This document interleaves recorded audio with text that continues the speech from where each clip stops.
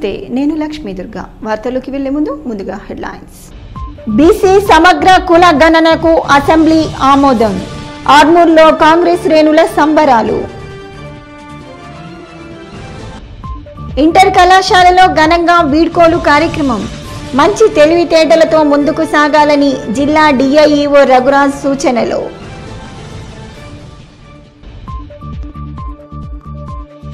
కేంద్ర విశ్వవిద్యాలయాన్ని ప్రారంభించిన జిల్లా ఎంపీ ధర్మపురి అరవింద్.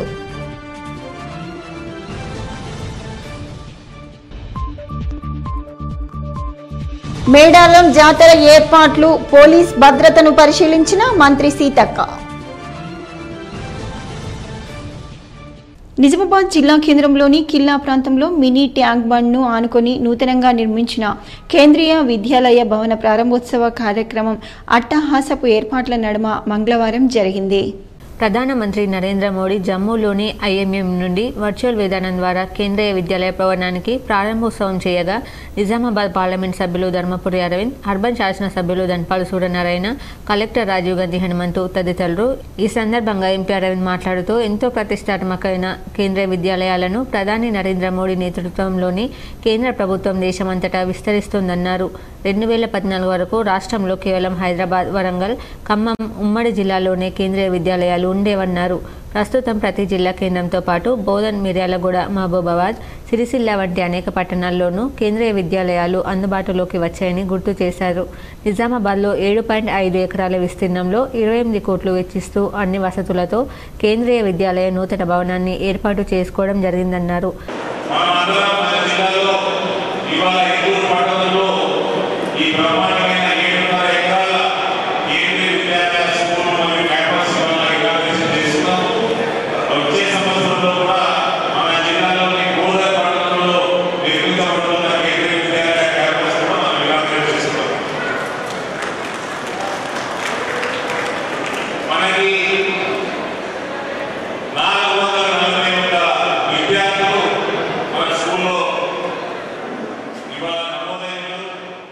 కలెక్టర్ రాజీవ్ గాంధీ హనుమంతు మాట్లాడుతూ కేంద్రీయ విద్యాలయానికి ఎంతో ఆహ్లాదకర వాతావరణంలో అన్ని వసతులతో కూడిన నూతన భవనం అందుబాటులోకి రావడం సంతోషంగా ఉందన్నారు. దేశవ్యాప్తంగా విస్తరించి ఉన్న కేంద్రీయ విద్యాలయాల ద్వారా నాణ్యమైన విద్య అందుతోందన్నారు. దీనిని దృష్టిలో పెట్టుకుని తల్లిదండ్రులు తమ పిల్లలను చదువుతో పాటు క్రీడలు, సాంస్కృతిక కార్యక్రమాల దిశగా కూడా ప్రోత్సహిస్తూ వారి బంగారు భవిష్యత్తుకు సరైన బాటలు వేయాలని కలెక్టర్ హితవు పలికారు.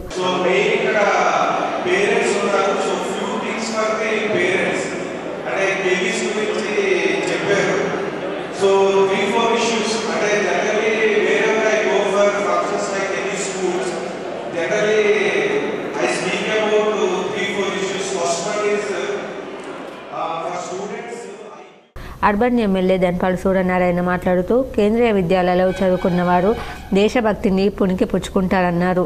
విద్యార్థులకు పాఠ్యాంశాలతో పాటు భారతీయ సంస్కృతి సాంప్రదాయాలపై అవగాహన కల్పించాలని బోధకులకు సూచించారు. కేంద్రీయ విద్యాలయం ఆవరణలో చదువుల తల్లి సరస్వతీమాత విగ్రహాన్ని ప్రతిష్ఠించేందుకు అవసరమైన నిధులను సొంతంగా సమకూరుస్తానని ఈ సందర్భంగా ఎమ్మెల్యే ప్రకటించారు. ఈ కార్యక్రమంలో కేంద్రీయ విద్యాలయ సంస్థల హైదరాబాద్ ప్రాంతీయ deputy commissioner Manjunath, principal Venkateswarlu, corporator Mamata, విద్యార్థులు, వారి తల్లిదండ్రులు, కేంద్రీయ విద్యాలయ సిబ్బంది పాల్గొన్నారు. విద్యార్థులు ప్రదర్శించిన సాంస్కృతిక కార్యక్రమాలు ఎంతగానో అలరింపజేశాయి.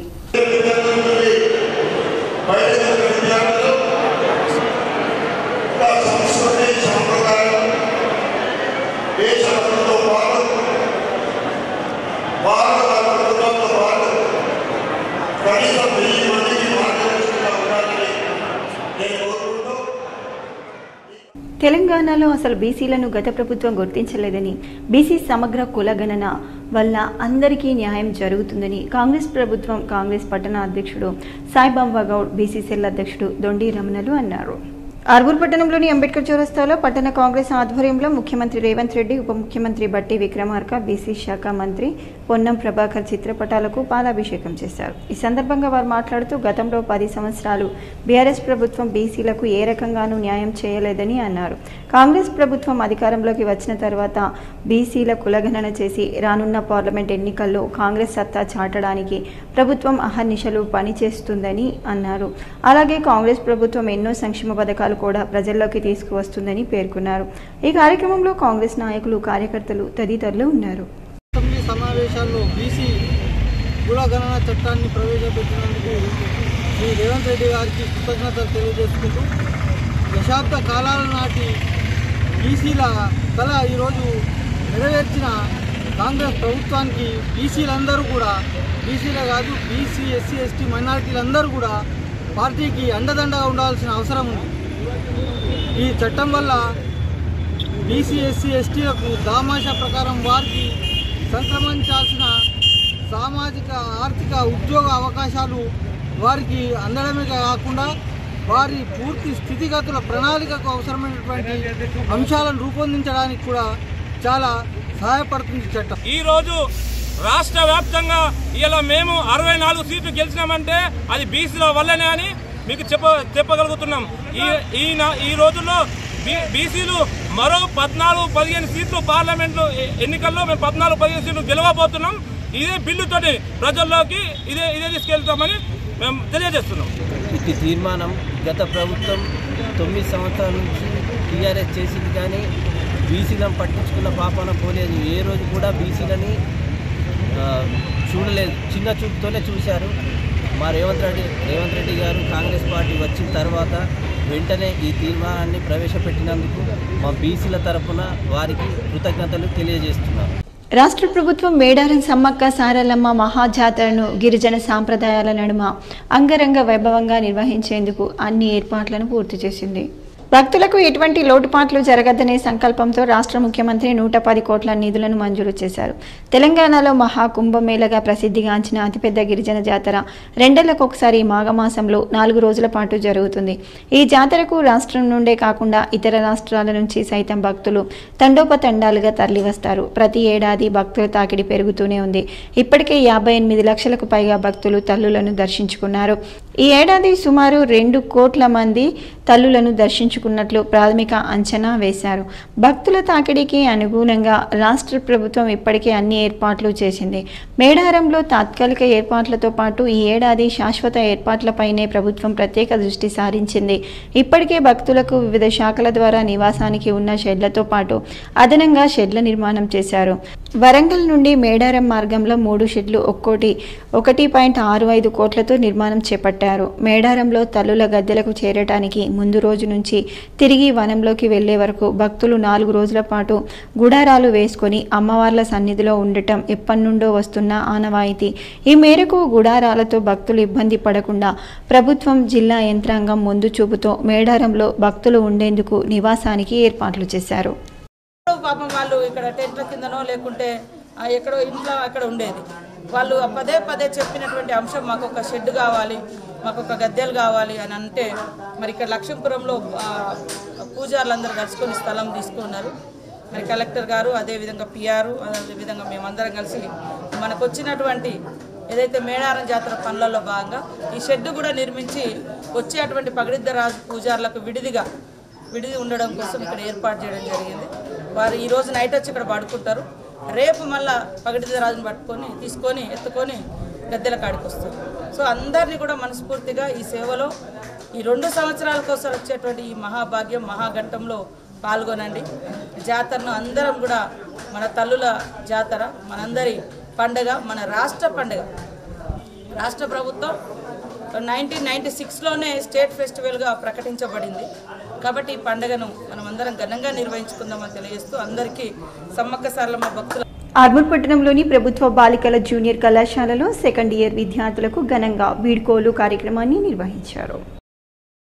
ఈ కార్యక్రమానికి జిల్లా ఇంటర్మీడియట్ విద్యాధికారి రఘురాజ్ ముఖ్య అతిథిగా హాజరై కార్యక్రమాన్ని ప్రారంభించారు. విద్యార్థులు చేసిన సాంస్కృతిక కార్యక్రమాలు ఆహుతులను ఎంతగానో అలరించాయి. అనంతరం విద్యార్థులు ప్రిన్సిపల్ అక్బరీ బేగంకు ఘనంగా సన్మానించి వీడ్కోలు కార్యక్రమాన్ని నిర్వహించారు. ఈ కార్యక్రమంలో పాఠశాల లెక్చరర్లు, విద్యార్థులు తదితరులు ఉన్నారు.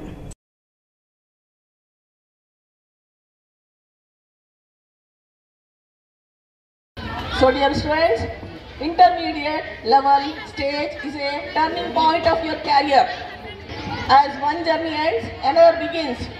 After intermediate, you can go for general courses like BA, BCom, BSc, or go for engineering courses or medical or paramedical courses based on the marks of NEET and MSET.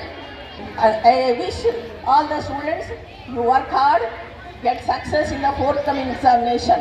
As I am going to retire in the month of April, I take this opportunity to thank our DIO sir, L. Raghuraj sir, for his guidance and support throughout these years. ఈ సంవత్సరంలో retirement కావడం అనేది చాలా చాలా బాధాకరమైన విషయము. ఒక వ్యక్తి అయిన తర్వాత రిటైర్మెంట్ అనేది చాలా సహజమే. కాబట్టి జీవితంలో ఈ మేడం గారు ఈ విషయాన్ని ఈజీగా తీసుకొని తన కుటుంబ సభ్యులతో చక్కగా భావి జీవితము గడపాలని నేను మనస్ఫూర్తిగా కోరుకుంటూ, ముఖ్యంగా మేడం గారి హస్బెండ్ అయినటువంటి మాజిద్ గారికి తెలియజేసేది ఏంటంటే, మేడం గారిని ఇంట్లో చూస్తున్నాడేమో కానీ ఈ other side of the coin మా అందరి అభిప్రాయాల ద్వారా సారు తెలుసుకొని మేడంకు మంచిగా ఎల్లప్పుడూ మంచిగా సుఖంగా సంతోషంగా ఉండేలా చూడాలని నేను డయాస్ మీద अच्छा हार्ड वर्क करिए, अपने कॉलेज का नाम, अपने माँ बाप का नाम, लेक्चरर्स का नाम ऊँचा कीजिए। मैं ख़ास तौर से कॉलेज स्टाफ का शुक्रिया अदा करता हूँ जो हमेशा से मैडम का साथ दिया, हर मौके पर उन्हें साथ दिया। आखिर में मैं तमाम का ज़्यादा वक्त न लेते हुए एक बार फिर थैंक्स ऑफ ऑल గురుకుల పాఠశాలల్లో విద్యార్థినుల వరుస ఆత్మహత్యలు కలచివేస్తున్నాయని బీఆర్ఎస్ ఎమ్మెల్సీ కల్వకుంట్ల కవిత దిగ్భ్రాంతి వ్యక్తం చేశారు. ముఖ్యమంత్రి రేవంత్ రెడ్డి వెంటనే దీనిపై దృష్టి సారించి గురుకుల పాఠశాలల పనితీరుపై సమీక్షించి ఆడబిడ్డల ప్రాణాలను కాపాడాలని చేతులు జోడించి విజ్ఞప్తి చేశారు. పరీక్షల సమయం కాబట్టి విద్యార్థుల మానసిక ఒత్తిడిని తగ్గించేందుకు కౌన్సిలర్ల సంఖ్యను పెంచాలని సూచన చేశారు. ఇటీవల ఆత్మహత్య చేసుకున్న ఇమాంపేట్ ఎస్సీ గురుకుల పాఠశాలలో చదువుతున్న విద్యార్థిని అస్మిత కుటుంబ సభ్యులను ఎమ్మెల్సీ కవిత పరామర్శించారు. మంగళవారం నాడు సూర్యాపేట జిల్లా మోతే మండలంలోని బుర్కచెర్ల గ్రామంలో అస్మిత తల్లిని, కుటుంబ సభ్యులను బీఆర్ఎస్ ఎంపీ బాడుగుల లింగయ్య యాదవ్, మాజీ ఎమ్మెల్యే బొల్లం మల్లయ్య యాదవ్తో కలిసి ఎమ్మెల్సీ కవిత పరామర్శించి ఓదార్చారు. ఆర్థిక సహాయాన్ని అందించారు. కుటుంబానికి బీఆర్ఎస్ పార్టీ అండగా ఉంటుందని ప్రకటించారు. గౌరవనీయులు రేవంత్ రెడ్డి గారిని మేము ఆడపిల్లల తరఫున చేతులు జోడించి విజ్ఞప్తి చేస్తూ ఉన్నాం. ఒక్కసారి డిపార్ట్మెంట్ని మీరు రివ్యూ చేయండి. రివ్యూ చేసి పిల్లల ప్రాణాలు కాపాడండి. ఎందుకంటే పరీక్షలు తొందరలో వస్తాయి. మార్చి, ఏప్రిల్, మే అన్నీ కూడా రకరకాల పరీక్షలు ఉంటాయి. కాబట్టి గురుకుల హాస్టల్లో ఉన్నటువంటి పిల్లల మీద ప్రత్యేక శ్రద్ధ పెట్టవలసింది. ఇక్కడ చనిపోయినటువంటి ఎస్సీ హాస్టల్లో ఊరేసుకొని చనిపోయినటువంటి పాప పరిస్థితి అట్లానే ఉంది. అంతకుముందు బీసీ హాస్టల్లో 2 పిల్లలు ఒకేసారి ఊరేసుకొని మృతి చెందినారు భువనగిరిలో. అక్కడ కూడా అదే ఉంది. ఇన్వెస్టిగేషన్ అన్నది ఎందుకో ముందుకు పోతలేదు. శ్రద్ధ పెట్టవలసిందిగా మాత్రం ఇన్వెస్టిగేషన్ విషయంలో ప్రభుత్వాన్ని డిమాండ్ చేస్తూ ఉన్నాం. ఎందుకంటే భువనగిరి హాస్టల్లో ఆటో వాళ్ళు వీళ్ళు అందరికీ కూడా ఎంట్రన్స్ ఉండేదని చెప్తా ఉన్నారు. మరి ఇమాంపేటలో అటువంటి పరిస్థితులు వినబడలేదు. కానీ మరి ఎందుకు ఆ పాప ఊరేసుకొని చనిపోయింది అన్నది మాత్రం ఇన్వెస్టిగేషన్ ఫాస్ట్ గా చేయాలి. విచారణకు ఒక కమిటీ వేయాలనేటటువంటి అంశాన్ని కూడా డిమాండ్ చేయాలి. రోటరీ క్లబ్ ఆఫ్ ఆర్మూర్ ఆధ్వర్యంలో సోమవారం సబ్జెక్టు నాలెడ్జ్ టెస్ట్ ను నిర్వహించారు.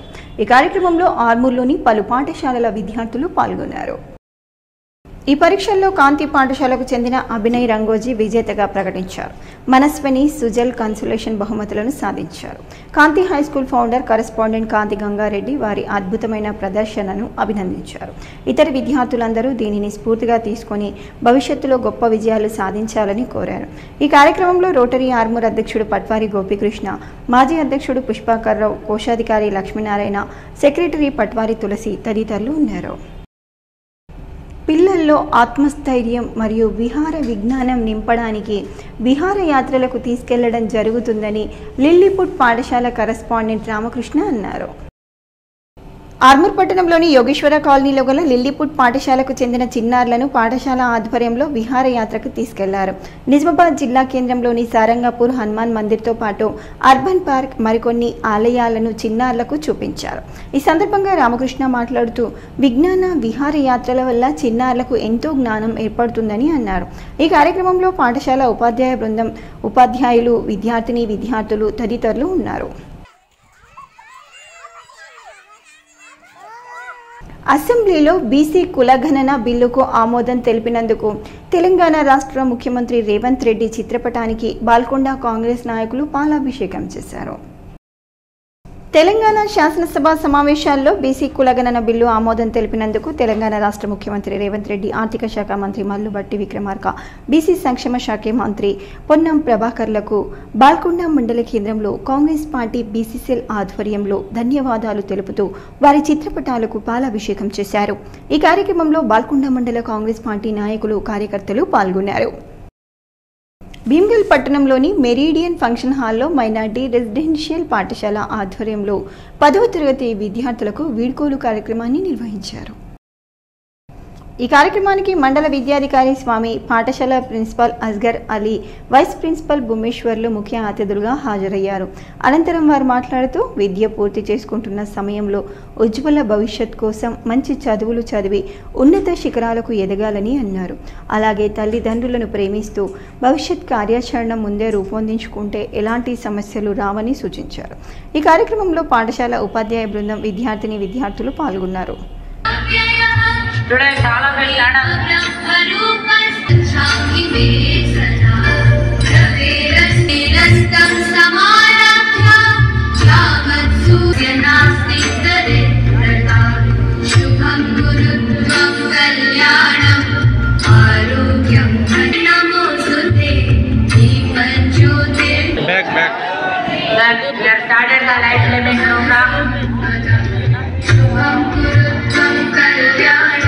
డిచ్పల్లి మండలంలోని కిల్లా డిచ్పల్లి గ్రామంలో శ్రీ సీతారామచంద్ర స్వామి బ్రహ్మోత్సవ ఉత్సవాలు ఘనంగా నిర్వహిస్తున్నారు.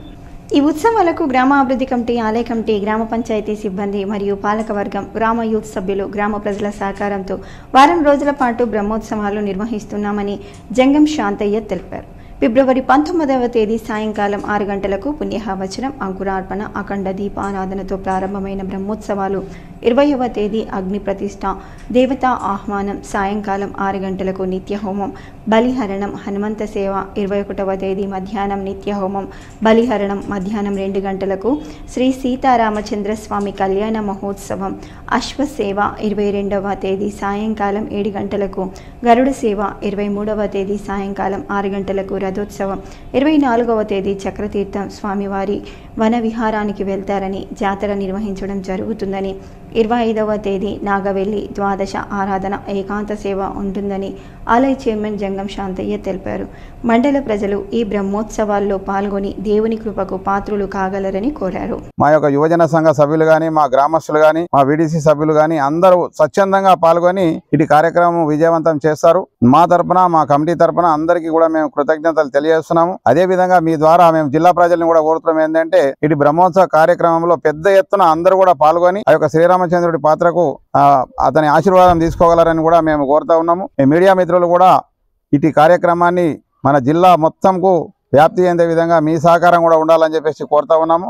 అదేవిధంగా మేము రానున్న రోజుల్లో ఈ యొక్క రామాలయం అభివృద్ధి చెందాలంటే 19వ తారీఖు నిన్నటి నుండి ఏకాంత సేవ, ఈరోజు అగ్ని ప్రతిష్ఠ మరియు నిన్న అన్నదాన కార్యక్రమం, ఈ రోజు కూడా అన్నదాన కార్యక్రమం కూడా చేయించుకున్నాము. మళ్ళా రేపు 21వ తారీఖు కళ్యాణోత్సవము ఇవన్నీ జరుపుతున్నాం. మళ్ళీ 22, 23 నాడు రథము, 24 చక్రతీర్థము, ఇవన్నీ అందరూ గ్రామ ప్రజలు ఇందులో పాల్గొని. రాష్ట్ర కాంగ్రెస్ ప్రభుత్వం అసెంబ్లీ సమావేశాల్లో బీసీ కులగణన తీర్మానం చేయడం హర్షణీయమని బ్లాక్ కాంగ్రెస్ అధ్యక్షుడు పొలసాని శ్రీనివాస్ అన్నారు.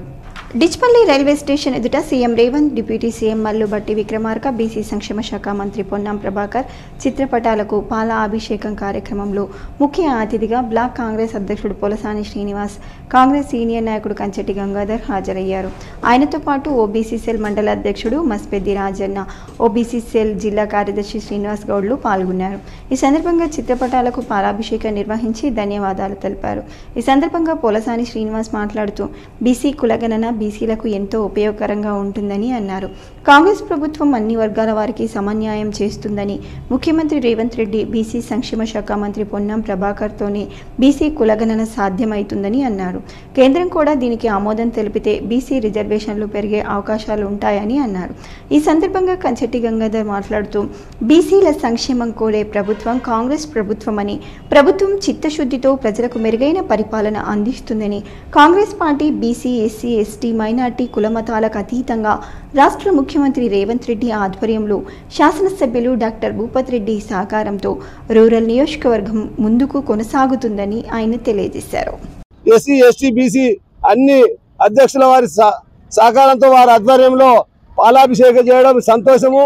మరి పిల్లలందరికీ కూడా, యువకులందరికీ కూడా మేము సంపూర్ణంగా వారికి సహకరిస్తాం, అన్నింటిలో ముందుంటామని చెప్పి ప్రజలందరూ కూడా మళ్ళీ పార్లమెంట్ ఎన్నికల్లో కాంగ్రెస్ పార్టీని నిండు మనసుతో ఆశీర్వదించాలని చెప్పి అన్ని కులాల వారికి, పేదలందరికీ కూడా పేరు పేరున విజ్ఞప్తి చేస్తూ ఈ బీసీ కులగణనని ముందుకు తెచ్చి దీన్ని అసెంబ్లీలో బిల్ పాస్ చేయడం చాలా సంతోషకరం. ఎందుకంటే ఎన్నో ఏళ్ల చరిత్రలో బీసీ కులగణనని మర్చిపోయిన ప్రభుత్వాలు ఉన్నాయి.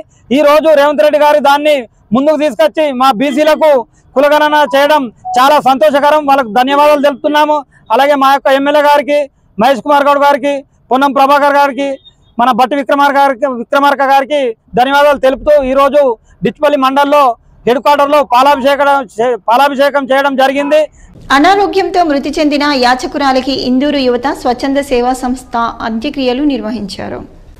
అనారోగ్యంతో నేటి ఉదయం తులసమ్మ అనే యాచకురాలు రైల్వే క్వార్టర్స్ వద్ద మృతి చెందింది.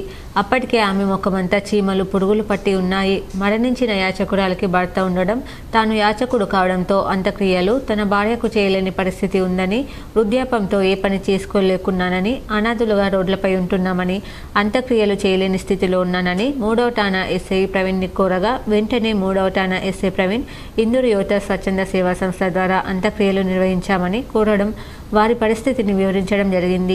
దుబ్బా రోడ్డులోని సార్వజనిక శ్మశాన వాటికలో సాంప్రదాయ పద్ధతిలో అంత్యక్రియలు నిర్వహించారని ఇందూరు యువత స్వచ్ఛంద సేవా సంస్థ వ్యవస్థాపక అధ్యక్షుడు డాక్టర్ మద్దుకూరి సాయిబాబు తెలిపారు. ఈ కార్యక్రమంలో ఇందూరు యువత స్వచ్ఛంద సేవా సంస్థ కార్యవర్గం కాసుల సాయితేజ, మద్ది గంగాధర్, జయదేవ్, వినోద్ తదితరులు పాల్గొన్నారు.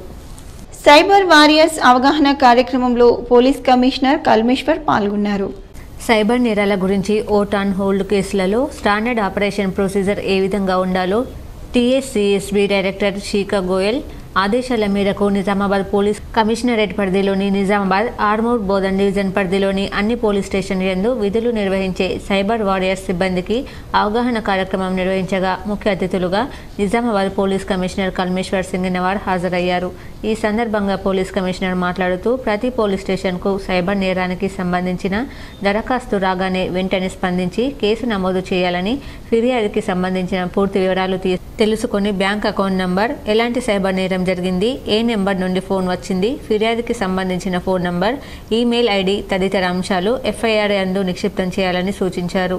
సైబర్ నేరాలు జరగకుండా ప్రతిరోజు ప్రజలకు అవగాహన కల్పించాలని, సోషల్ మీడియాలో, వాట్సాప్ గ్రూప్లో సైబర్ నేరాలు జరగకుండా తీసుకోవాల్సిన జాగ్రత్తల గురించి తెలియజేయాలని సూచించారు.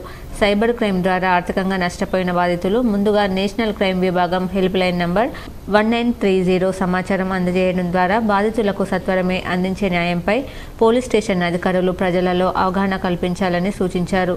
ఈ హెల్ప్ లైన్ నంబర్ ద్వారా సంబంధిత బాధితుల ఖాతాల నుండి సైబర్ నేరగాళ్లు డబ్బును మళ్లించబడిన ఖాతాలకు సంబంధించిన లావాదేవీలను పూర్తిగా నిలుపుదల చేయబడుతుందని, ఈ విధంగా సైబర్ నేరగాళ్ల ఖాతాలకు మళ్లించబడిన డబ్బు తిరిగి బాధితులకు అందజేసేందుకు గాను పోలీస్ స్టేషన్ స్థాయిలో అధికారులు, సిబ్బంది నిర్వహించాల్సిన బాధ్యతల గురించి క్షుణ్ణంగా తెలియజేశారు.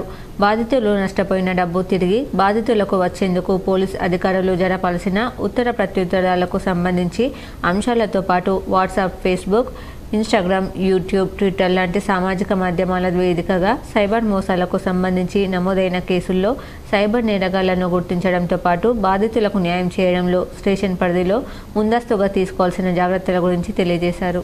కాంగ్రెస్ ప్రభుత్వం బీసీ కులగణన తీర్మానం చేయడం హర్షించదగ్గ విషయమని కాంగ్రెస్ పార్టీ రాష్ట్ర నాయకులు అన్నారు.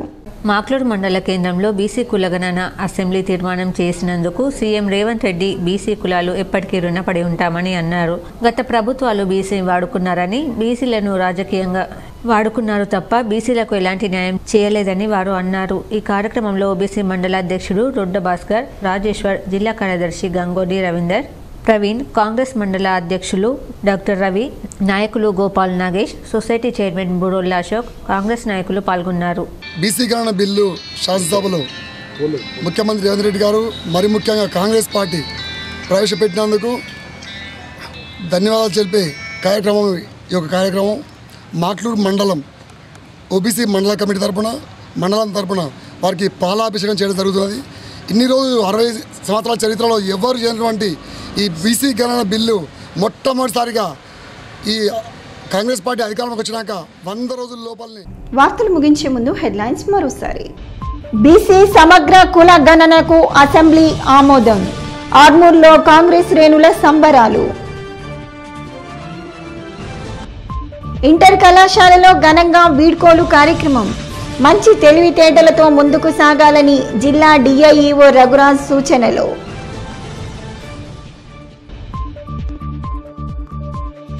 కేంద్ర విశ్వవిద్యాలయాన్ని ప్రారంభించిన జిల్లా ఎంపీ ధర్మపురి అరవింద్.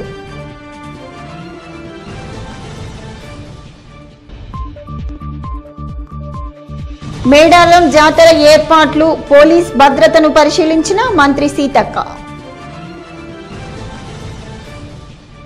ఇవి ఈ బులెటిన్లోని విశేషాలు. తిరిగి వచ్చే బులెటిన్లో మళ్ళీ కలుద్దాం. అంతవరకు సెలవు. నమస్కారం.